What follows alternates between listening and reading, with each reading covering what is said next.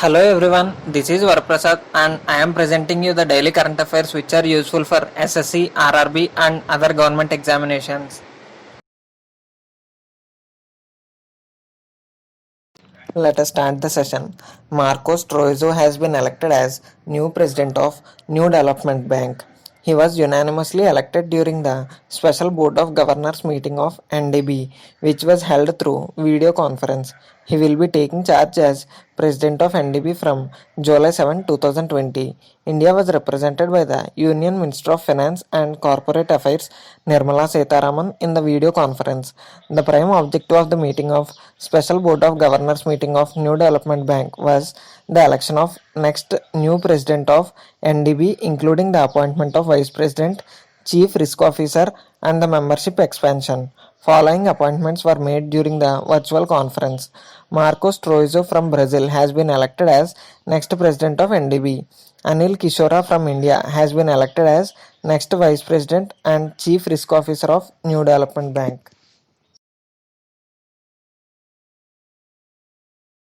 Leo Puri, the former managing director and chief executive officer of UTI Mutual Fund, will take charge as chairman of JP Morgan South and Southeast Asia after Kalpana Moraporia retirement in 2021. She will stay in the company till first quarter of 2021. Leo Puri will report to Filippo Gori, CEO of Asia Pacific. Murli Maya, who has 26 years of experience at JP Morgan, will become the new CEO for South and Southeast Asia in the first quarter of 2021 and will report to CEO of Asia Pacific. Recently, he was the co-head of investment banking coverage for Asia Pacific region. Madhav Kalyan, CEO of JP Morgan Chase, India will become senior country officer for India from first quarter of 2021 subject to necessary regulatory approvals and will report to Maya.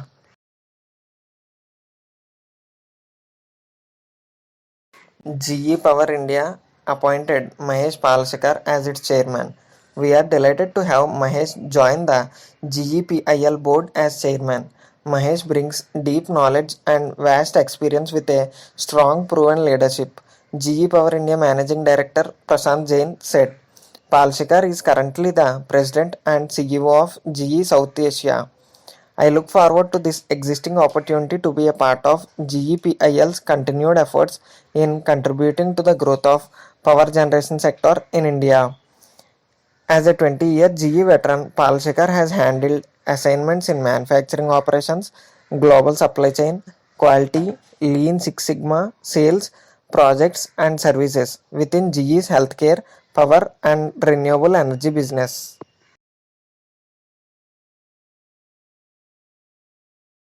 State Cabinet of Kerala appointed Additional Chief Secretary Vishwas Mehta as Chief Secretary of Kerala and will continue to hold the office till February 28, 2021.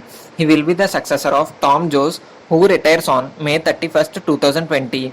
Mr. Mehta, an IAS officer who took over as Deputy Secretary in the Revenue Department in 1991, and in 1992 he became MD of Kerala State Cooperative Rubber Marketing Federation. He has also served as District Collector of Idukki, Wayanad, and as MD of Milma, Kerala Cooperative Milk Marketing Federation. Mehta has also officiated as Health Secretary, Educational Principal Secretary, Revenue Principal Secretary, Revenue Additional Chief Secretary, among others.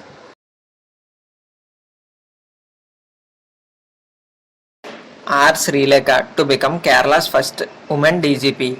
Kerala Police will get its first woman Director General when R. Srilekha assumes office as the new head of Kerala Fire and Rescue Services on June 1st. Presently an additional Director General of Police, she currently heads the Jail Department. At the weekly cabinet meeting on Wednesday, the Kerala government elevated her as DGP as two DGP will be retiring from service on Sunday.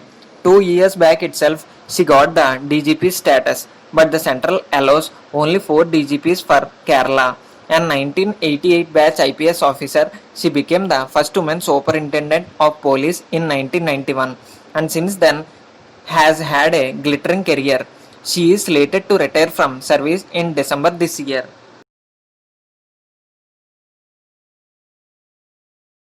Tsai Ing-wen, the current and first female president of Taiwan, has been re-elected for a second four-year term of presidency. A representative of Democratic Progressive Party, she took the oath on May 20, 2020.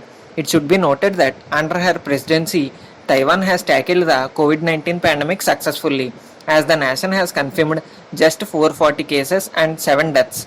It has recorded no new cases since May 7, 2020 and has not seen a locally transmitted case since April 12, 2020. It also provided proactive assistance to other countries suffering COVID-19 outbreaks. As overseas guests, we are not invited due to COVID-19 crisis.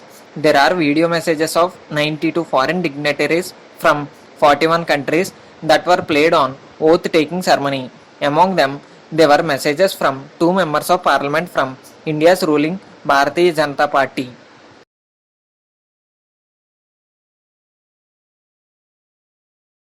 Switzerland launched the world's first app based on Google and Apple's contact tracing tech. Switzerland is the first country to launch a contact tracing app using the specialized contact tracing tech released by Google and Apple. The app is not only its pilot phase at the moment, and Swiss authorities plan to roll it out more widely in June. Google and Apple released their exposure notification API earlier this month and said 22 health authorities around the world have asked permission to use it. The app uses Bluetooth signals to keep a record of what other phones the user has been near. If a user develops COVID-19 symptoms, they log it in the app, which then alerts all other users who have spent more than 15 minutes within 2 meters of the user.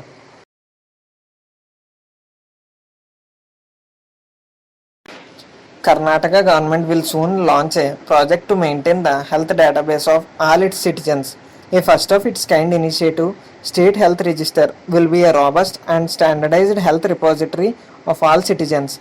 Medical Education Minister Dr. K. Sudhakar said that this project will be implemented first in Chikbalapur district on experimental basis. Enhanced focus on healthcare has become imperative, and our government is committed to provide world-class healthcare to all citizens. He said that COVID-19 experience has demonstrated the necessity of having robust real-time public health data, and therefore there is a need to maintain repository of health data of each and every citizen. He said that government will be undertaking a survey of all 6.5 crore people in the state using a team of primary healthcare center officials, revenue officials, education department staff, and ASHA Karyakartas. They will visit each household and collect health data of all members of the family. This will not only help the government to provide better health care, but will also help efficient resource allocation, management, and better implementation of various citizen-centric schemes in the state.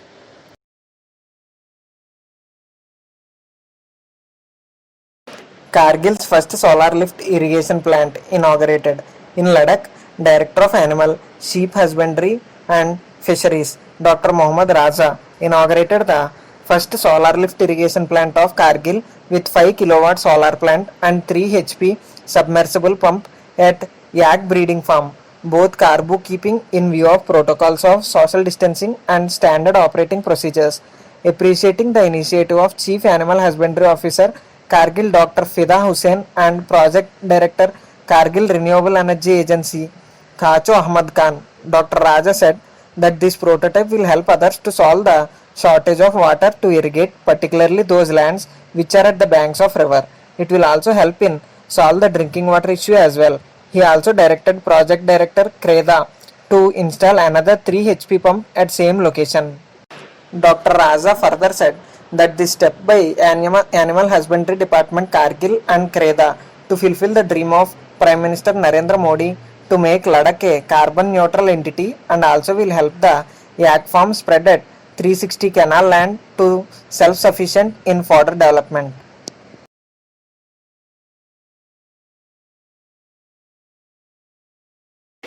Tamil Nadu has signed 17 MOUs worth 15,000 crore rupees to generate 47,000 jobs in the state. Daimler India, Salcomp and other companies would invest 15,000 crore rupees in Tamil Nadu. Daimler India Commercial Vehicle would invest 2,277 crore rupees and generate 400 jobs.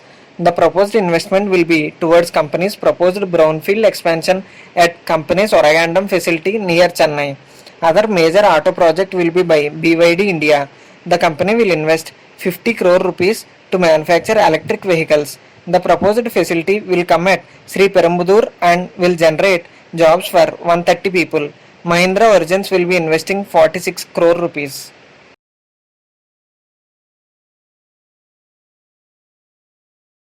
IIT Madras partnered with University of North Texas and United States Army Lab and developed a magnesium alloy to replace the steel and aluminum in the automobile industry to reduce the carbon footprint and increase fuel efficiency. There has been an excellent deal of specializing in lowering the carbon footprint of vehicles by using lightweight material in their bodies. Lighter vehicles consume less fuel to run and are therefore play a strategic role in increasing energy efficiency. Vehicular emissions alone contribute 27% of total CO2 emissions currently. One of the lightest and energy efficient structural materials, magnesium alloys, are potential candidates to exchange steel and aluminum alloys in automotive and aerospace components since their density is two-thirds of aluminum and one-quarter of steel.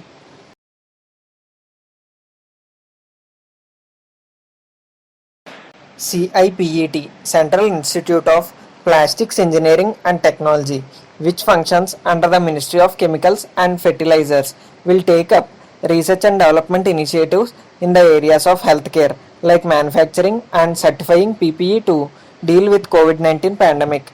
The ministry in a statement said that testing facilities for PPE and allied products as per the WHO guidelines at the three CIPET Institute of Plastic Technology centers, namely IPTs Bhubaneswar, Chennai and Lucknow, will be ready shortly. It said CIPET centers at Mortal, Jaipur, Madurai and Lucknow have also developed face shields as a protective equipment to fight against coronavirus.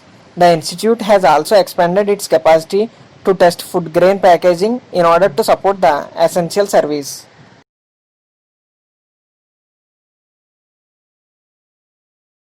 Flipkart and Karnataka State Mango Department and Marketing Corporation signed an MOU enabling mango farmers sell their fresh produce online through Flipkart platform. This mango season, consumers would have access to various varieties of fruit across the districts of Bengaluru Urban, Kolar, Haveri. Flipkart said in a press release. Under the MOU, the farmers would be provided market access to consumers, creating a potential revenue stream during these testing times. Flipkart said it would provide its marketplace platform to mango board farmer producer organizations or sellers or growers and traders by enrolling them on the platform. The company would further provide training and capacity building of how to use the app and other user interfaces, the release said, adding that along with the Mango board, India Post Offices would function as the last mile delivery operation partners during this season.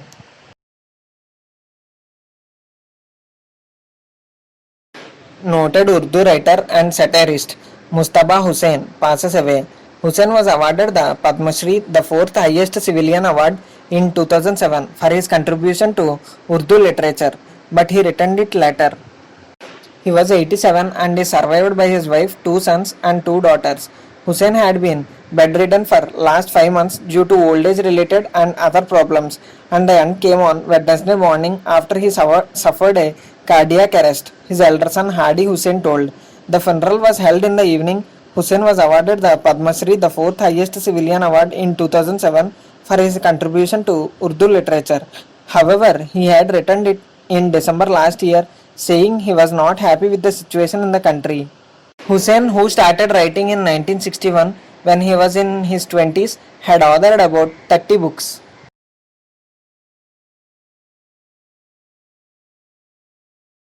Stanley Ho, Hong Kong's king of gambling, dies at age of 98. Ho, one of the Asia's richest men, was known as king of gambling. He was the head of one of the world's most lucrative gaming business, SJM Holdings, valued at about $6 billion. But the flamboyant billionaire, who loved to dance, famously always advised friends and family to shun gambling. Who dominated the casino business in the former Portuguese colony of Macca after winning a government monopoly license in 1960s. As his fortune grew, he expanded beyond Macau, building residential and office buildings in Hong Kong as well as operating casinos in other countries, including Portugal and North Korea.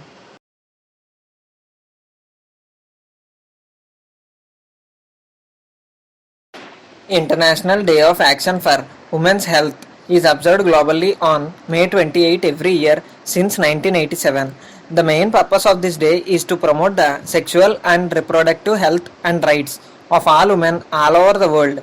May 28th, International Day of Action for Women's Health, is being coordinated by Women's Global Network for Reproductive Rights. Every woman has a right to sexual and reproductive health and rights, no matter which part of the world she hails from, what age she is, or what her ethnicity or religion is.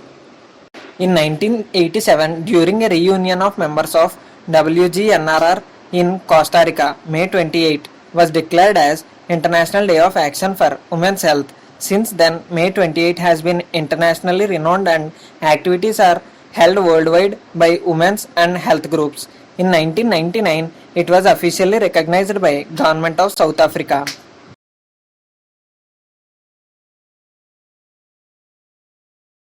The last one of the session is World Menstrual Hygiene Day is observed on May 28th. The main idea behind marking this day is to change the social stigma associated with menstruation. The date May 28 was chosen to observe the day because on an average the menstrual cycle for most women is 28 days and the menstruation period for most women is for 5 days. Hence the date was kept as 28 by 5. World Menstrual Hygiene Day 2020 theme is Periods in Pandemic. The idea behind choosing this theme is to highlight how the challenges faced by women during menstruation have worsened due to ongoing pandemic. In it, we are providing you the PDF of this entire session in the description box below. People who want to download the PDF can go to the description box and click on that link so that you can download the PDF. Thank you everyone. Please subscribe to our channel for more updates. Please give your valuable suggestions in the comment box.